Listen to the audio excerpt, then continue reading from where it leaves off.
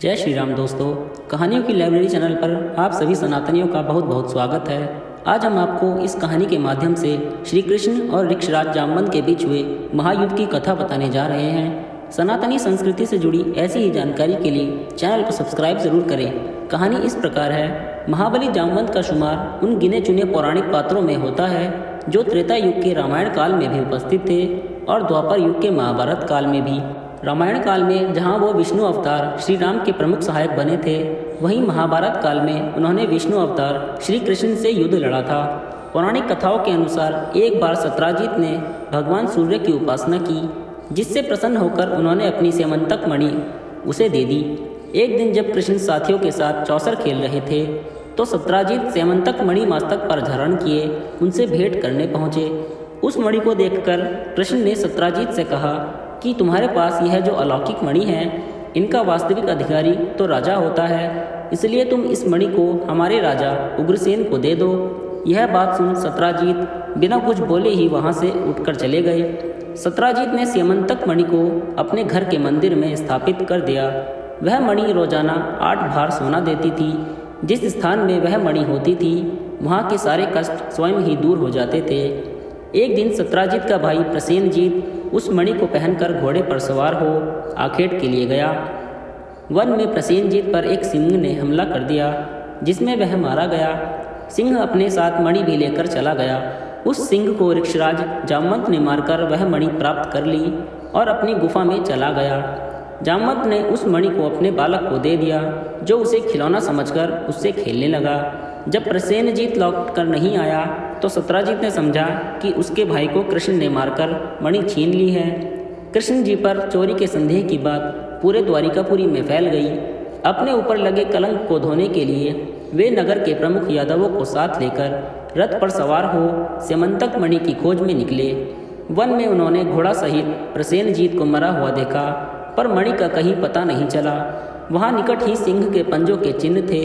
सिंह के पद चिन्हों के सहारे आगे बढ़ने पर उन्हें मरे हुए सिंह का शरीर मिला।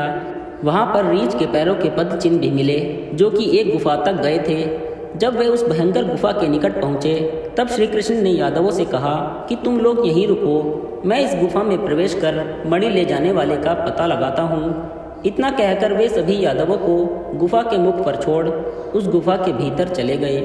वहाँ जाकर उन्होंने देखा कि वह मणि एक रीछ के बालक के पास है, जो उसे हाथ में लिए खेल रहा था। श्री कृष्ण ने उस मणि को उठा लिया।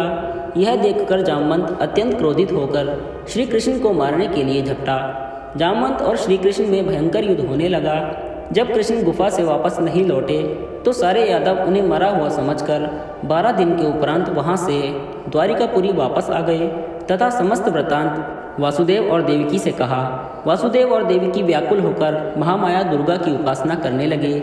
उनकी उपासना से प्रसन्न होकर देवी दुर्गा ने प्रकट होकर उन्हें आशीर्वाद दिया कि तुम्हारा पुत्र तुम्हें अवश्य मिलेगा। श्री कृष्ण और जामवंत दोनों ही पराक्रमी थे। युद्ध करते हुए गुफा में 28 दिन बीत गए। कृष्ण की मार से महाबली जामवंत की नस टूट गई।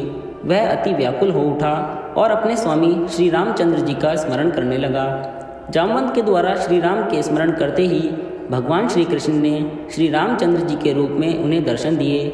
जामवंत उनके चरणों में गिर गया और बोला, हे भगवान, अब मैंने जाना कि आपने यदुवंश में अवतार लिया है। श्री कृष्ण ने कहा, हे जामवंत, तुमने मेरे राम अवतार के समय रावण के वध हो जाने के पश्चात मुझसे युद्ध करने की इच्छा व्यक्त की थी और मैंने तुमसे कहा था कि मैं तुम्हारी इच्छा अपने अगले अवतार में अवश्य पूरी करूँगा। अपना वचन सत्य सिद्ध करने के लिए ही मैंने तुमसे यह युद्ध किया है। जामवंत ने भगवान श्री कृष्ण की अनेक प्रकार से स्तुति की और अपनी कन्या जामवंती का विवाह उनसे कर दिया। कृष्ण जामवंती को लेकर द्वारिकापुरी पहुँचे। उनके वापस आने से द्वारिकापुरी में चहु और प्रसन्नता व्याप्त हो गई। श्री कृष्ण ने सत्राजित को बुलाकर उसकी मणि उसे वापस कर दी। सत्राजित अपने द्वारा श्री कृष्ण पर लगाए गए झूठे कलंक के कारण अति लज्जित हुआ और पश्चाताप करने लगा। प्रायश्चित के रूप में उसने अपनी कन्या सत्यभामा का विवाह श्री कृष्ण के साथ कर दिया और वह मणि भी उन्हें दहेज में दे दी। किंतु शरणागत वत्सल श्री कृष्ण ने उस मणि को स्वीकार न करके पुनः सत्राजित को वापस कर दिया।